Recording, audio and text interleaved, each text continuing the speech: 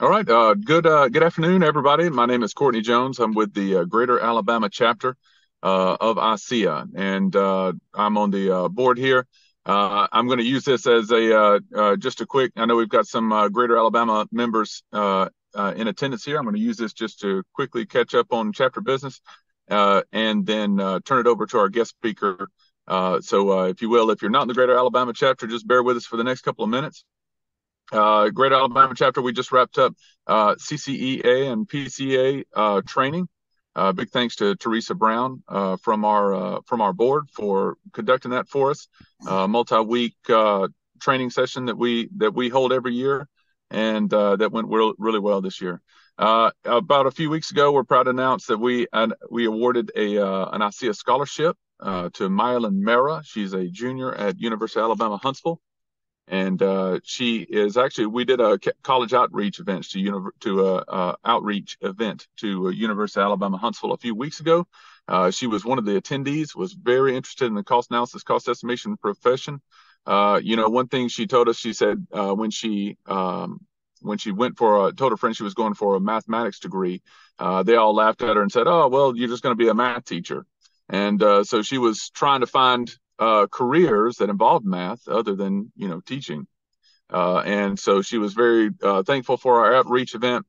It showed her the cost analysis, cost estimator opportunities here in the local area, and so she interviewed for our scholarship, and we ended up awarding it to her. We had some good competition for the scholarship this year, so that's good news from the Greater Alabama chapter.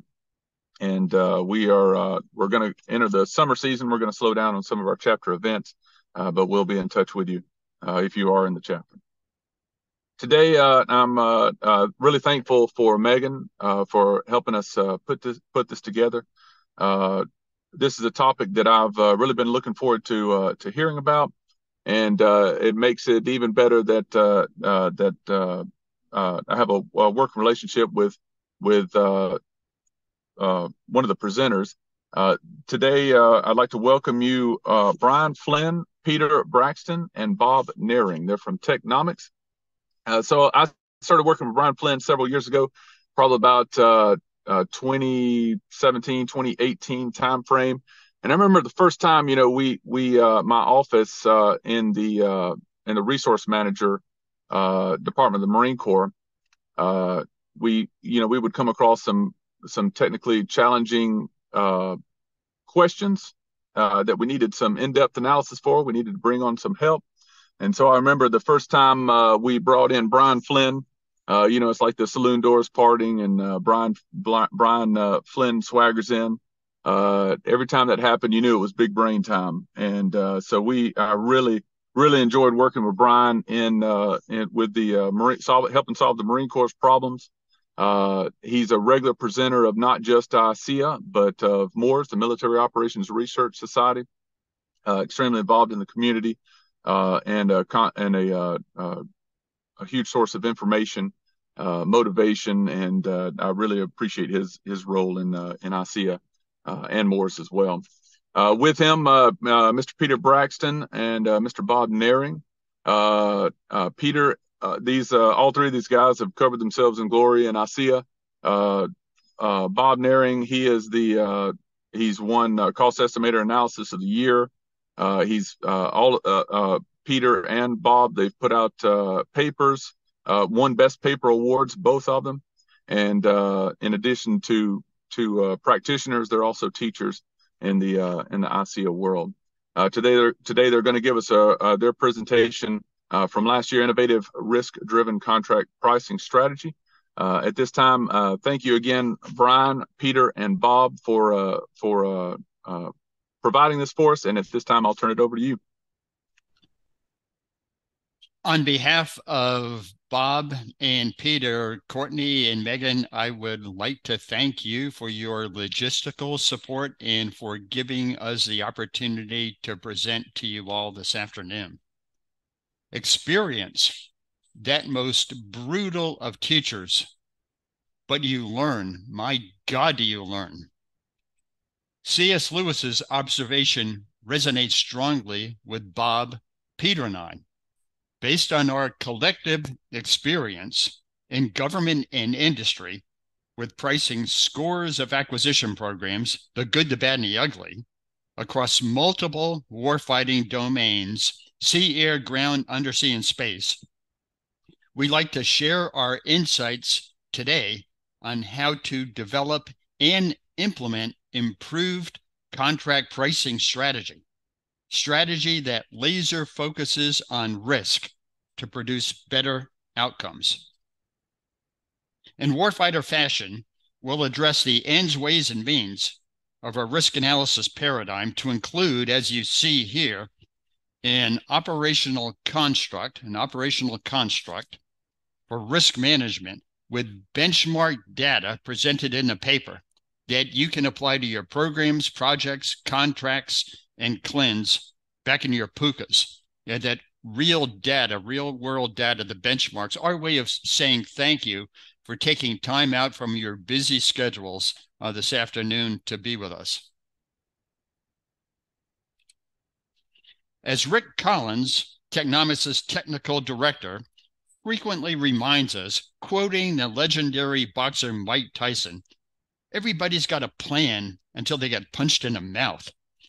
Better buying power, robust competition, technological innovation, 6 acquisition pathways these days. Roger that, wonderful. Then Iron Mike delivers a reality check. That highly competitive defense environment of the 1990s, it's gone. It's never coming back. Senior pricing and acquisition officials in the Pentagon, such as Dr. LaPlante and our Deputy Secretary of Defense, Dr. Kathy Hicks, they worry about the impact. The Defense Industrial Base, or DIB, as it's dubbed, has shrunk from 51 prime contractors 30 years ago to 5 today, with a couple of firms represented multiple times in that 2023 column. Industry worries too. A monopoly doesn't guarantee a high ROS, return on sales, especially when companies are asked to develop and deliver new technologies fast under fixed price constraints. To stanch the bleeding from Iron Mike's punch to the Pentagon's proboscis or best laid plans, better illumination of contract risk is needed. Here we see some additional details on needs, expectations, and reality. St. Heimer's, the high mobility artillery rocket system, canonized in the crucible of conflict in Ukraine, built in a former diaper factory in Arkansas by Lockheed Martin. Importantly, we need to get not only the new technology into production, as Dr. LaPlante says, such as the B-21 Raider and the 6th generation fighter to eventually replace the F-35, but we need to build capacity to manufacture products in short supply, such as Javelin anti-tank missiles, rocket motors, basic items for the battlefield, such as rounds of ammunition, the 155 millimeter rounds. Ukraine firing roughly, 1 million rounds a day. The Russian Federation, 10 times that number, right? Indeed, as Dr. LaPlante warned just a couple of months ago, it's going to take the United States of America 5 or 6 years to rebuild and expand munition stocks to prepare for any potential conflict with China over Taiwan. The challenge, of course, is the reality of that seesaw in the middle.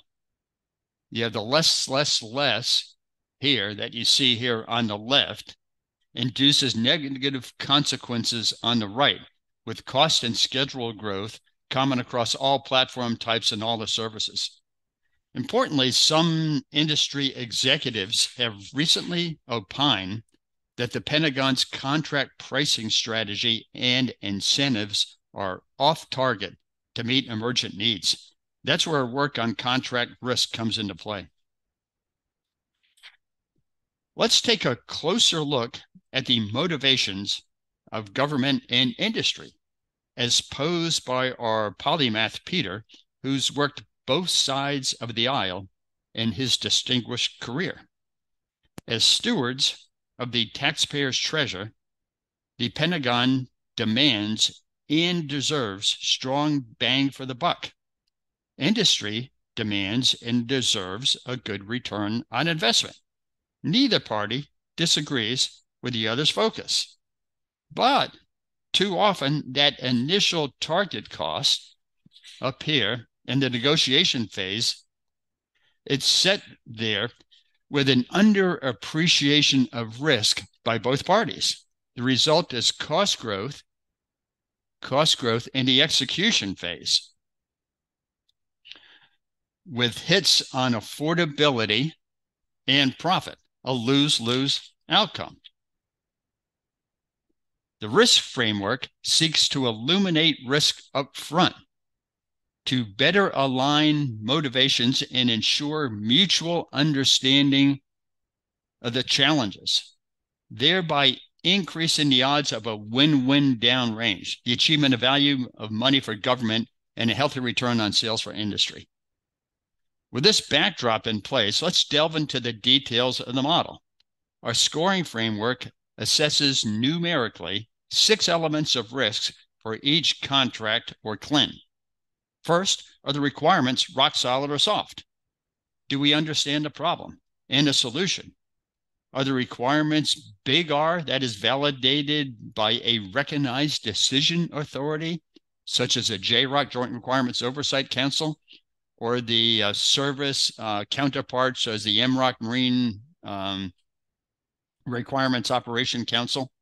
Or are they little r, simply a stated an expressed expression of need? Next, is the market competitive, oligopolistic, or monopolistic? Is a platform or a system state-of-the-art or brand new? Is it technically feasible, achievable, reliable? What's the company's experience in designing and building the system or something similar? Did the government generate an independent cost estimate, an assessment, a program office estimate, or merely check the contractor's arithmetic? And then finally, will supply chain issues so common today impact schedule?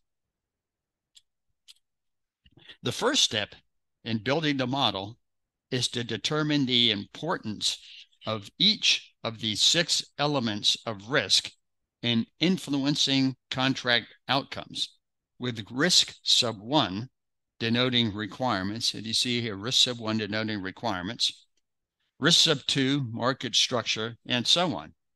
Each element is weighted in a team scoring session according to its relative potential impact, with the means computed from individual scores and with the sum of the means equal to 100%. But here's a problem. How in the world do we convert the individual scores from Bob, Peter, and I into a unified whole or social position, if you will, since we each have our own set of preferences based on our different experiences and degrees of knowledge? Yeah, how do we do it? Well, Arrow's impossibility theorem provides the answer. Bottom line, Mike Tyson's reality check. Once again, there's no perfect way of aggregating the individual scores, unless, of course, we let Mr. Tyson determine the outcome. That said, there are pitfalls to avoid, such as using ordinal numbers only to then manipulate them with arithmetic. Importantly, however, there are good practices too, such as using ratio scales where relative importance is established. Let's take a closer look at the next couple of slides. In a recent AOA I supported on a military pay personnel information system for the Navy, risk attributes were rank ordered using ordinal numbers, such as we see at the top of the slide. A program office advocate then added, subtracted, and otherwise performed all sorts of numerical incantations on the raw values, a junk arithmetic. Let's hammer that point home, and we'll show you why. Using an example from the President's 9/11 Force, United States Marine Corps. To the E1 private, right, Courtney, with a slick sleeve, the PFC is boss. To the PFC, the Lance Corporal is boss, and so on up the chain of command to the Sergeant Major of the Marine Corps, special pay grade, through the warrant officer ranks into the officer ranks, and ultimately to the 4-star Commandant Marine Corps. You all with me? Do you understand? 23 positions later. How do I know? I counted. Semper Fi. Junk arithmetic would have us believe that a dozen E2s, right? 2 times 12 equals 24 in authority, dozen E2s can issue orders to General Smith, Commandant of the Marine Corps, who's at position only 23. They can run the Marine Corps. They can sit as a group on the Joint Chiefs of Staff. They can represent the Corps at the White House. I think not. Right, Courtney? We think not. So if ordinal numbers aren't so good, what do we do? Well, here's a highly regarded scoring technique used by Major League Baseball in choosing the MVP every year, and by college football in choosing the Heisman Trophy winner. It's named after Jean-Charles Desbordes, an 18th century French mathematician. In this schema, Bob, Peter, and I, and other scorers, use a procedure on the right. Importantly, relative importance is measured so that element 2 is 5 times, okay, element 2 is 5 times more impactful than element 3. In the toy example, in the ordinal ranking shown at the bottom, we learn the order of preference, but not the value of the positions. Now, no scoring technique is perfect. Arrow provided the proof for which he won a Nobel Prize. But all is not lost because Border's technique works well in practice. Here's the vector of actual scores using ratio scales in the Border technique. We judge price validation the most important element of contract risk relative to the other elements due to our recognition that the quality and independence of the cost estimate are essential in the establishment of sound contract parameters. If the cost baseline is wrong, it's tough for incentives to work. You can't manage your way out of a bad deal. By the way, there are 2 basic approaches in generating these values in the first place, a participatory and a non-participatory approach. The non-participatory approach relies on the technical analysts such as Bob, Peter, and I. The participatory approach relies on stakeholders, the contract negotiators, the acquisition officials, and perhaps even counterparts in industry, and the pros and cons of each of those 2 basic approaches. I've used both in my career. For that participatory approach, using the stakeholders requires more upfront work, more coordination, more synthesis of results, and some basic common denominator of understanding. Using the technical approach, Bob, Peter, and I, it's quicker, it's more efficient. You can reach a consensus faster. Pros and cons. The scoring matrix uses anchored scales with an example illustrated here for market forces. The anchors are predefined benchmarks that are set at various points in the range of values, 1.0 to 2.0, to increase the objectivity of the scores. A value of 1.0 is associated with robust competition, with 4 or more companies bidding for the work. A good example is the Navy's design and build contract for FFG 62 Constellation class frigates, Akani class ships, where 4 industry teams submitted different designs and packages. A value of 1.0 is associated with a type of duopoly where there is vigorous competition between the 2 firms. It represents 50% more risk than a baseline value of 1.0 using the ratio scale. Duopoly in the defense market sometimes takes the form of allocation of work between the 2 firms to manage the industrial base. Surface combatants of the Navy split between General Dynamics Bath Iron Works and Ingalls Shipbuilding in Pascagoula, Mississippi. The risk consequence is consequently higher, a value of 1.75. Our polymath Peter, friend and colleague, who came up the proverbial hawse pipe at Northrop Grumman, will captain our ship for the next dozen slides. Thank you very much, Brian, and all those best paper awards that Courtney mentioned, my number one piece of advice there is sign on as a co-author with Dr. Brian Flynn whenever you can. Brian presented the underpinnings of the model, and we're going to go into some examples and some insights that arise from application of this model with apologies in advance for any tough love for past and future programs. And then in the final section, Bob will walk us through that operational construct that Brian mentioned up front that you can take from here and use on your programs and contracts. So once again, good morning, everyone there in Huntsville. My name is Peter Braxton. I do have a long-running interest in contracts risk and incentives dating back more than 2 decades when I was part of a team working with those same Gulf Coast shipyards to improve their proposal bases of estimates, or BOEs. That included the program we're looking at here, the LPD-17. So the lead ship herself, the San Antonio, coincidentally shares the same name as the city where this paper was presented last May. You may have also heard of LPD-21, the New York, that incorporated steel from Ground Zero in her hull. And I'm told from the Naval Vessel Register that we're up to LPD-31, the Pittsburgh. So if you're not familiar with this particular major amphibious shipbuilding program, again, this is the class of ships, one of the classes of ships that will deliver those beloved Marines to the fight.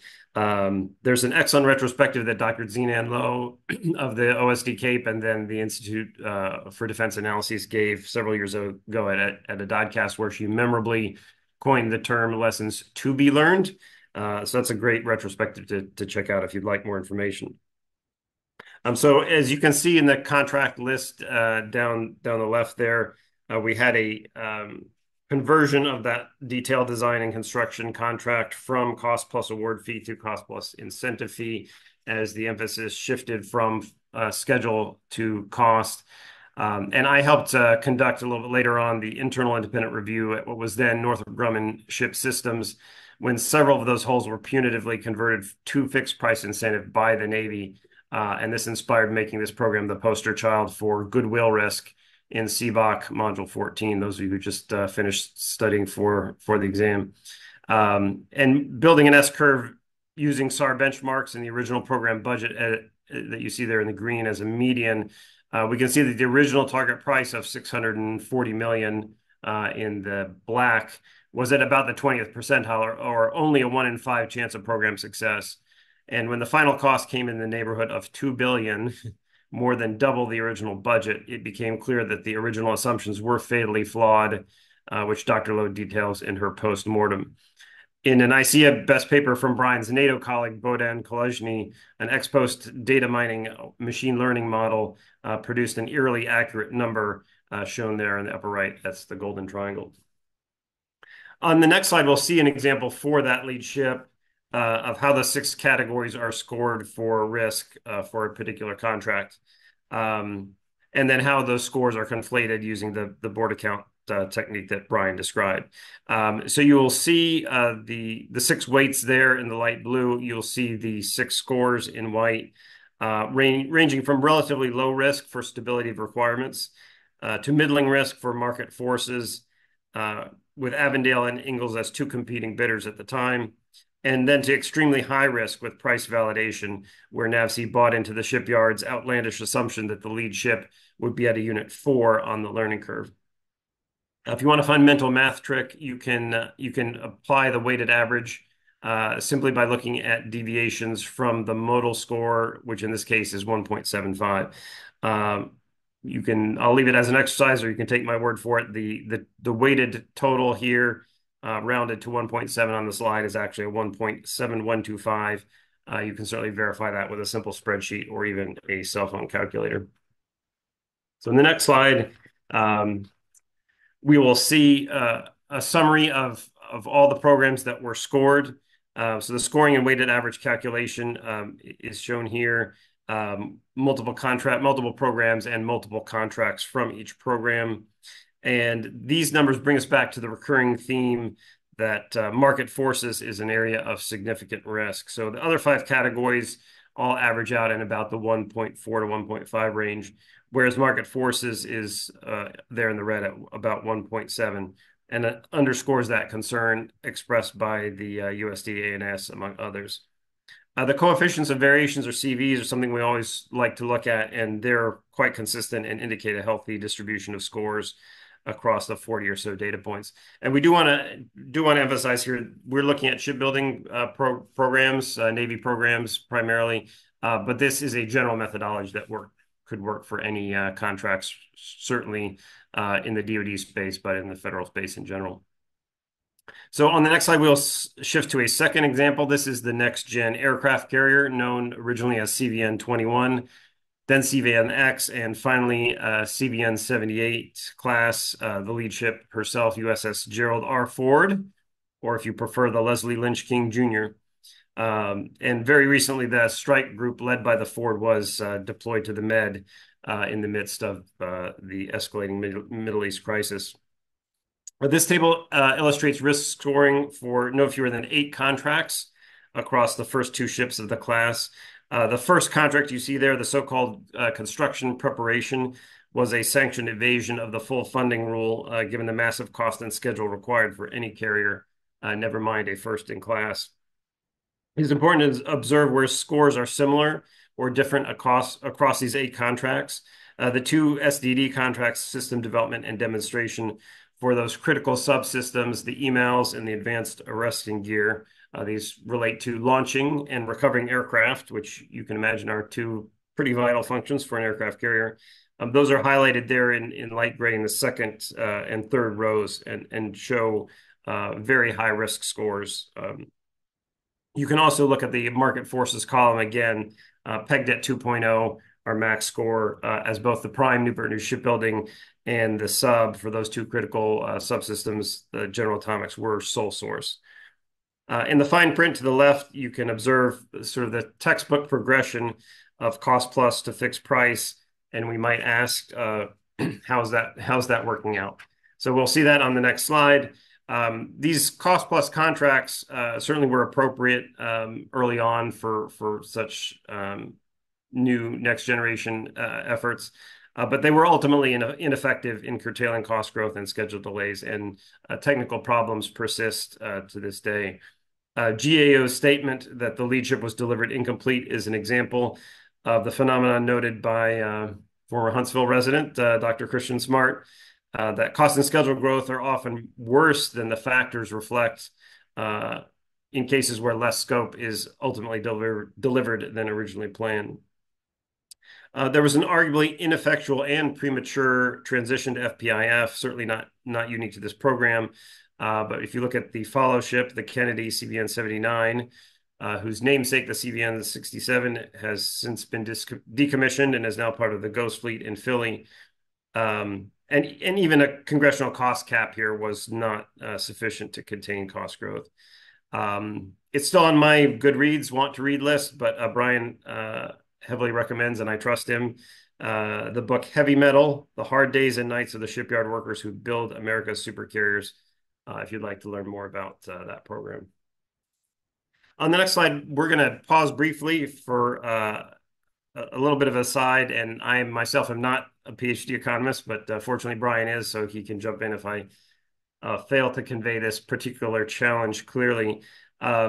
But viewing these contracts in isolation, which we're doing here by default, may not always be entirely sufficient when we consider cross-contract incentives within a program. So in a nutshell, the development phase, which ultimately represents a fairly low proportion of the acquisition costs, as you see there on the left, it represents an opportunity for industry to inject content, complexity, capability into the design and drive up potential cost and revenue for that lion's share that you see on the right, which is the production, often effectively a sole source franchise. So this means that we should just be aware that future production and contract incentives may swamp present development contract incentives in some cases. Although a potential counterexample here is the Joint Light Tactical Vehicle, or JLTV program, where AM General recently beat out incumbent Oshkosh for some of those coveted follow-on production lots. Yeah, Peter, I might add on this slide, this in simple terms a tenet of shareholder capitalism is that firms exist to make money. I've never encountered a firm in the defense industry that wants to lose it.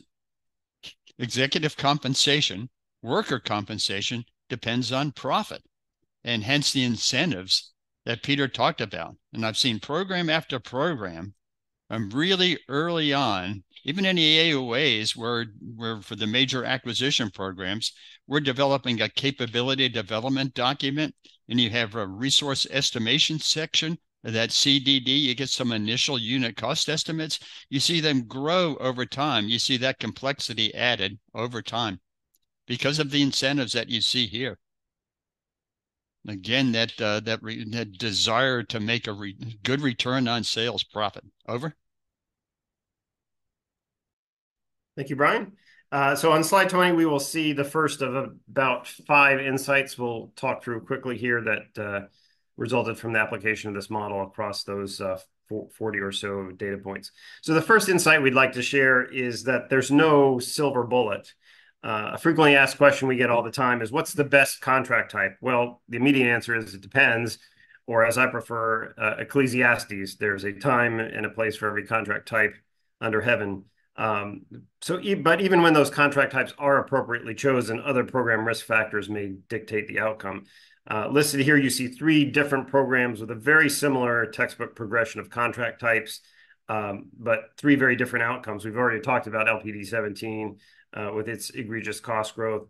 LSD 41, by contrast, was also an amphibious shipbuilding program, but had a greater degree of competition, arguably a lesser degree of technical challenge, and it went much more smoothly. And then the RMS, which we'll see again on the next slide, suffered the ultimate indignity of program cancellation. So, and next we have insight number 2, that there's no one-size-fits-all. Again, that textbook progression is a good guideline, but one should not follow it blindly in the face of the higher than average risk scores that often arise from our model. So these 3 cases here already touched on are examples of that arguably premature transition to fixed price. And it's moot here whether the fault lies with engineering by not reducing risk, or by contracts wishfully applying these contract types, or more likely both. But these production contracts all experience severe issues, up to including, again, cancellation for RMS, including that remote multi-mission vehicle that was part of that mine hunting system. So we hope you're beginning to see the main point here of the scoring models, to go in eyes wide open on risk and to negotiate your contracts accordingly.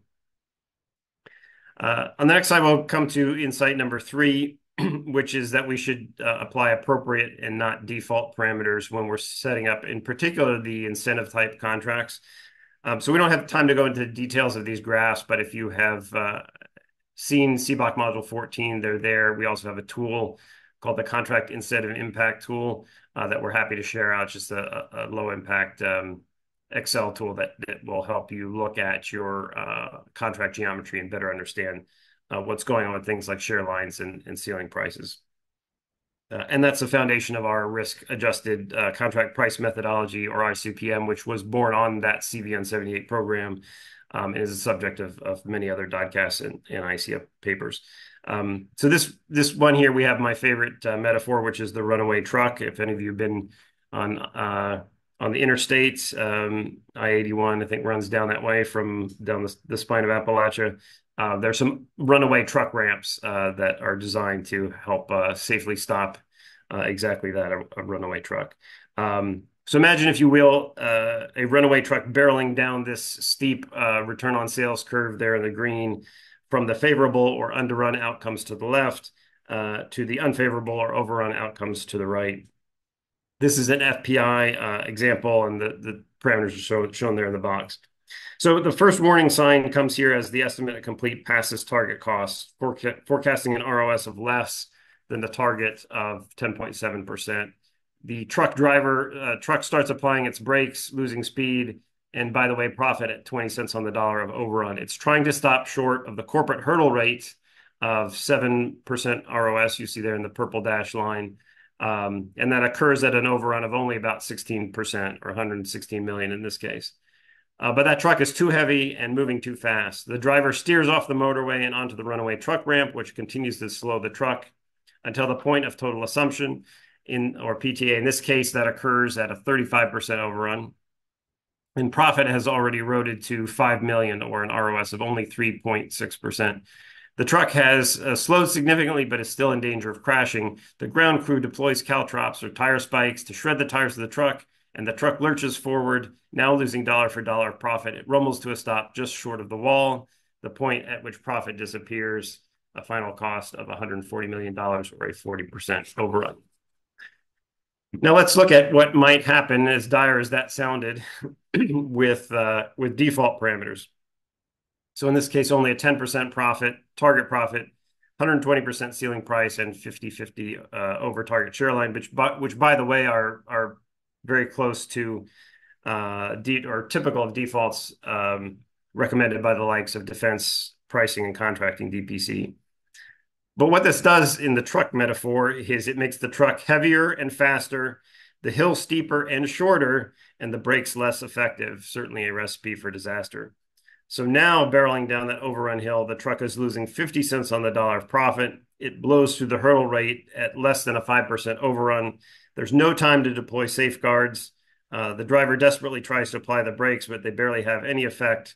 Now the PTA and the point of zero profit are the same at that target, at that cost of 120 million, or only a 20% overrun, which by the way is about the department average. And the truck smashes into the wall and disintegrates into a fireball as the driver dives clear in a last-ditch attempt to avoid certain death. I grant you this narrative is a bit hyperbolic, but the scenario is still quite instructive. For a high-risk contract, steep share lines for the contractor, low target profit, and low ceiling price make for an unrealistically narrow range over which those cost control incentives are maintained for that contractor. If the government puts in place such a punitive structure, it may prove to be self-defeating. The contractor loses all motivation, and the program goes off the proverbial rails. The drivers bailing there is symbolic of the program managers literally quitting or being fired, or maybe even just checking out. Next slide, insight number 4, is to not bite off more than you can chew. The poster child for this is one of the programs I worked the longest, DD21, then DDX, now DDG 1000, the next gen destroyer, which is down from the original baseline of a 32 ship class to only 3. In the end, DDX was a technology development program masquerading as a shipbuilding program. It had a host of EDMs, engineering development models, ranging everything from electric drive, IPS, to advanced gun system, to dual band radar, all crammed into this unconventional tumble home hull you see there in the little picture. It looks almost more like a submarine than a ship.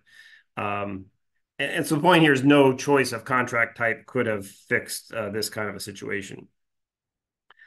Take a moment to point out that the noble objectives of reducing acquisition risk and increasing warfighter performance are largely in direct opposition to each other. So to play devil's advocate for a moment, there are occasions when you can't afford to play it safe, such as the Apollo mission to the moon, or a robust missile defense, pandering to the Huntsville audience.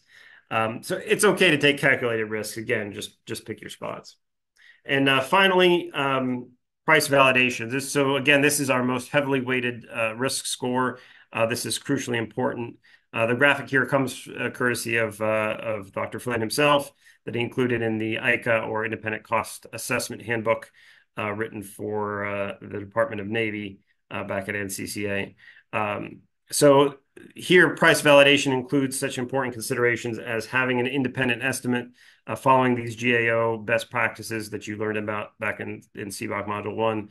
And of things like framing assumptions. If you haven't heard that term, there's an excellent white paper by Dr. Mark Husband. I encourage you to check out there. So under the aforementioned risk-adjusted contract price methodology, a probabilistic cost estimate established on realistic, accurate, and a complete baseline can be used to inform your contract parameters to help you avoid crashing your truck or running your ship aground, if you will forgive those mixed transportation metaphors. And now, if you'll give us just a moment to shuffle our audio, I'll turn things over to Bob, and he'll take us home with a little bit more detail and practical advice on the operational concepts.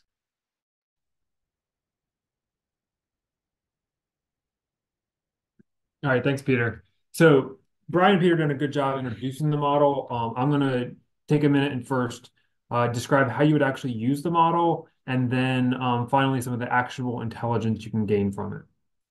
So how would you actually conduct a scoring session and use this? So like any good cost analyst, the first step is always collecting data. In this case, we call it collecting intelligence. This is everything from program requirements documents, all the programmatic information you can get your hands on, benchmarks, past contractor performance, whatever you can get, just assemble it, document it, and begin reviewing it. So then you need to start prepping for your scoring session. First step there, to have a session, you really need a team.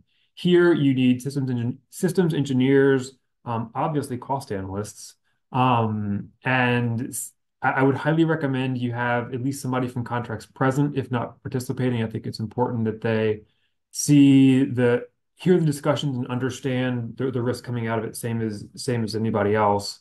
And then also somebody to consider, especially if it's in a more of a sole source environment.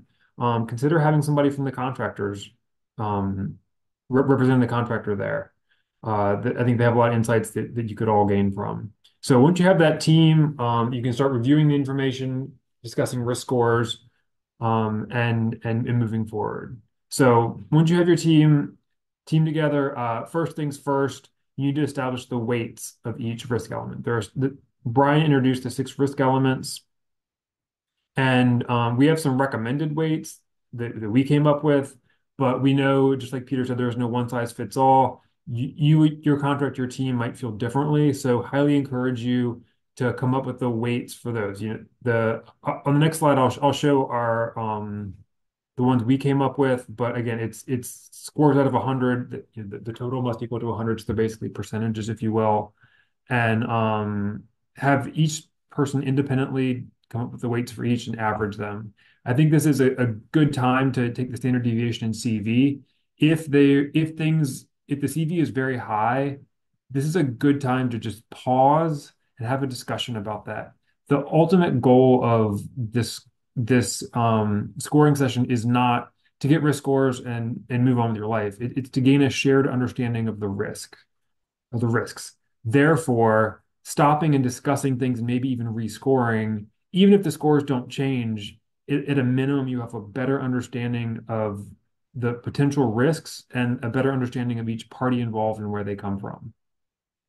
So establish those weights, and then you can actually score the contract. So Brian, if you can go to the next slide, I want to show kind of the pseudo scoring sheet here. So along the left, we have our 6 risk categories. And then the second column there, you see the weights that Brian, Peter, and I came up with. Again, highly recommend you come up with your own weights there. But then you see the scoring criteria for each score. So just to pick one, I'll pick market forces, as that one's a little easier. To get a score of 1, you have at least 4 primes. To moving up to 0.5, Brian already kind of went over this one, but I want to show it here. You have at least 2 industry teams in vigorous competition, and then all the way over at 2, it's sole source, 1 contractor. We tried to design these so that there's not a lot of room for interpretation here, but at the same time, we think it's important to have many voices in the room to discuss the risks and to gain a shared understanding. So you will use this when scoring each contract. You will have Brian, you can go to the next slide. You will have each person come up with their own scores, and then you average them together and take the mean and the standard deviation and the CV of each.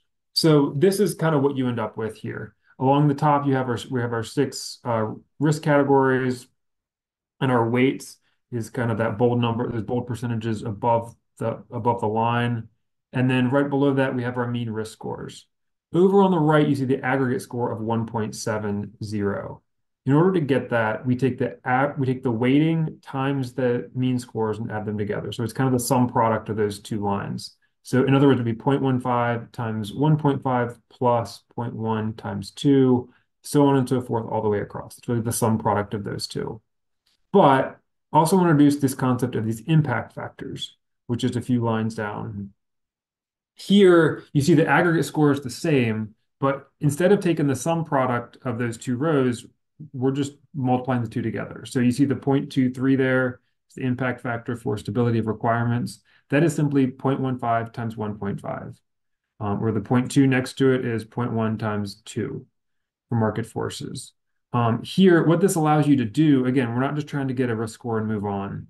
What this allows you to do is then you can look across and see which ones are providing the largest contribution to the overall risk. You can see the two boxed ones there are 0.36 and 0.37. Those are the largest two by a decent bit for those impact factors. And you can see those are really providing a very large chunk of that 1.7. So what is that telling you? Just to not to get too far ahead of myself here, but contractor readiness is 0.36. Those are two, that'd be a very good area to apply a contract incentive on. They have little experience with the vessel. So maybe here you're going to have an incentive for headcounts for critical job codes or something along those lines. And the same with 0.37 for schedule challenge. Here, I think that's probably a more typical contract incentive you see. You can tie the critical events to physical progress or something along those lines. But again, where those impact factors are high is a very good starting point to when you start thinking about contract incentives. So next slide, Brian. Here, this is just driving that point home a little bit more about those impact factors. Same data as on the last slide. You can see the 0.36 and 0.37 make up 43% of the total risk of that 1.7 score. Just those two things. So again, that is where you'd start. Again, just highlighting the fact that we're not just trying to quickly move on, but we're trying to take our time and actually examine the data as we go. Next. All right, so you're saying, guys, this is great and all, but I want some actionable intelligence. Like this slide said, you can't manage your way out of a bad deal, but I want something I can actually take and use rather than just gaining some insights. So the next slide talks about the risk scores. Here, I already touched on this with the weights, but like I said, for each, you have a team of people, and for each risk category, take the mean of the score, the standard deviation, and the CV. If you have a high CV, greater than about 50% or double the standard deviation, highly recommend you have a discussion and gain a shared understanding. There's probably at least one person in the room, or maybe two people that they're way off from the rest of the team, and it could be they're wrong or it could be they're right. The point of this is to gain a shared understanding, to illuminate the risks that are inherent in this contract. So this is a good time once you have a discussion about it. Maybe you do want to rescore. It might actually change the overall score. It's okay to kind of work together on this because again, we're getting a shared understanding of risk. So next slide. Contract types. So and the aggregate score in the previous couple of slides I've talked about, it was 1.7. That aggregate score, we found that 1.5 is about the tipping point, about halfway. If it's below 1, it's going to be probably more of an FPI type contract, a little bit lower risk. That seems to make more sense. Whereas above 1.5, that is typically a more somewhere where you're probably going to move towards cost plus. One important thing to note here, though, is that just because at the outset, say it is a shipbuilding contract, and say they're building 10 ships or so, they may not be ready. Like for maybe the impact factor for contractor readiness was very high, and that we know the shipyard's not ready, and that kind of almost single-handedly pushed it into cost plus along with the other factors. However, I think we could all agree once they build 4 or 5 of these, they're ready for the 6th and the 7th. So it's important for each CLIN or each hull to rescore this, because at some point that cost plus is probably going to flip over to an FPI. And it's important just to consider that and, constantly be thinking, reevaluating as new risks come to light. It's definitely probable that at some point, if it's a longer production run like that, things probably will settle down and normalize into more of an FPI type contract.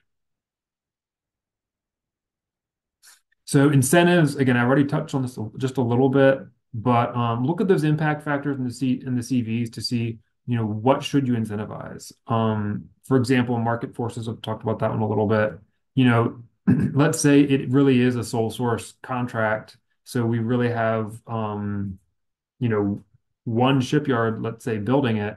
Well, maybe we can incentivize some stiff competition among the tier one vendors, or maybe something about the magnitude of labor and material escalation. Let's try to, incentivize the contractor to, in this case, inject some competition in there to hopefully lower the risk and ultimately produce a better product for the government.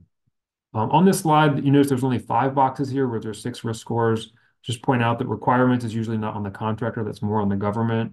If we can stabilize those requirements early, it really does, and there's many examples of this in the contracting world. Stabilizing the requirements early really can reduce the risk in a contract. So, at least my last slide. I think we've shown you this model that we came up with today. We have our 6 risk factors. We've identified, talked about the scoring of each. We have our scores there, but, encourage you to come up with your own. We have the anchored ratio scales. And ultimately, the goal here is illumination of contract risk. And, the goal of the contract is to produce a win-win for the government. The government, they want a product at a good value. And industry, they want to produce that product, but receive a good return on the sales. I think, if you can have a shared understanding of the risk, you really can hopefully allow both parties to produce a win-win there. I'm going to talk to this one, Peter. All right, so last slide here just to build out. So back to the truck barreling down the hill, we want to have some of those effective contract parameters. So you click through the next. In order to do that, we really need that price validation, our number one most important criterion. We need those realistic cost estimates. What that will allow us to do is establish those likely ranges of outcomes and put those incentives in place to address that fundamental win-win that Brian mentioned at the beginning of the brief. In order to have those realistic cost estimates in turn, we need a foundation beneath that of sound acquisition strategies, and that's going to translate those manageable risk into those possible outcomes. So we see this very much as Bob touched on, an interdisciplinary cross-functional approach. We need to have cost and risk and contracts all integrated so that we're delivering better value for the U.S. Taxpayer, keeping our industrial base healthy, and achieving those win-win outcomes. So I don't know if Brian wants to say any closing remarks, but I think we're about on time. Thank you very much for your time and participation and attention today. I did post in the chat a link to the ICEA website where both a version of the presentation, but also our long form paper that's got some more detail on the math and the scoring matrices. So I would commend that to you if you're interested in applying this operational construct on your programs. Brian, Peter, and Bob. I'm sorry. We did get a question in the chat. We've got about 6 minutes if you'd like to cover it. What do you think? I would like to. I'd like to say, Brian, Peter, and Bob, thank you again for the presentation. I was sitting here thinking that one of the things I like most about your work on this when I first saw it was your categorization of the risk factors. That was that's something. The way you guys have been that is, I think, something that really could resonate with anybody at any level of the decision-making process. And I really do appreciate that. The question that we've got is interesting because it's kind of along similar lines. Is that Robert Curry asks, he recently read that the Navy has a ship program where they were going to utilize a foreign ship. I think is that the landing ship that we're looking at. I think there was an Australian shipbuilder that I know the Marine Corps was contracting with to build landing ships. Because the Navy has made so many design changes and changing requirements that the program is years behind. He's asking if we're familiar with the program and how your methodology and tools would help in that case.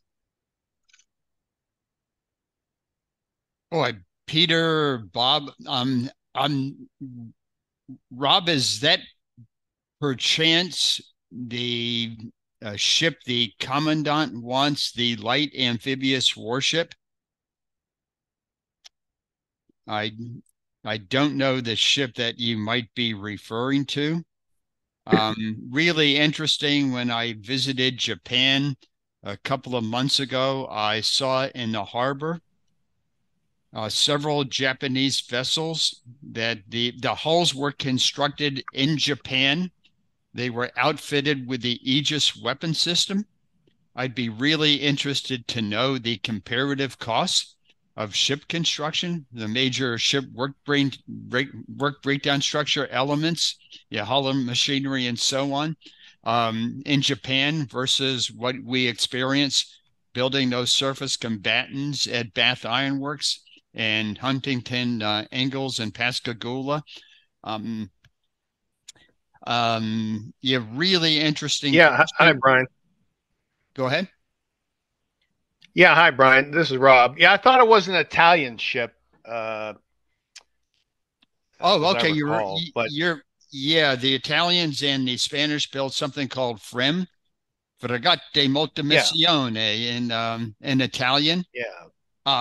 Yeah. And for the Connie class, I can't recall off the top of my head the foreign design that was used, the parent design, rather than building from scratch. But they're actually building the hulls in the U.S. It's just the design that's being borrowed from a foreign source. Yeah, well, in that case, the thrust of the article was that the Navy, instead of just going with the baseline design of the foreign ship, they've made so many changes that they're now years behind because they just screwed themselves by, instead of just taking the off-the-shelf design, they've put themselves in a box with so many design changes, and now they're years behind. Yep. I have to run to a SAR meeting, guys. But thank you. That was a wonderful presentation, Brian. I'd like to follow up, if I may. Great. Thank you. Thank you, Brian. You're welcome. And Peter, we are up. Oh, no. Any insights that you might want to offer? I would think the metrics are certainly applicable. Sure. Yeah, I just put a couple comments in the chat, but that resonate with what you and Rob said, that, if the point is to make it an off-the-shelf design, then the more changes you make to it, the less you're reaping the benefits of that off-the-shelf design. So it's plays into our central themes of no contract type is going to cure that kind of risk element, but you should, and it ties into what Bob showed on the operational construct, where the requirements piece of that's generally in the government control. So that the other 5 areas, we can structure some incentives on contract, but that's a case where arguably lack of discipline on the government side could fuel its own risks that are not the fault of the contractor at that point. Awesome. Thank you so much, guys. This has been a great presentation. We got a lot of really good feedback in the chat. I'm sure Rob wasn't the only one who's got a 1:30 meeting to get to, so we don't want to be the cause of your logjam for the day. Thank you, Courtney. Thank you, Brian. Thank you, Bob. And thank you, Peter, for all your hard work and everyone's attendance today. We will have this recorded. It's going to be up on the ICEA YouTube channel and on the ICEA website around this time tomorrow.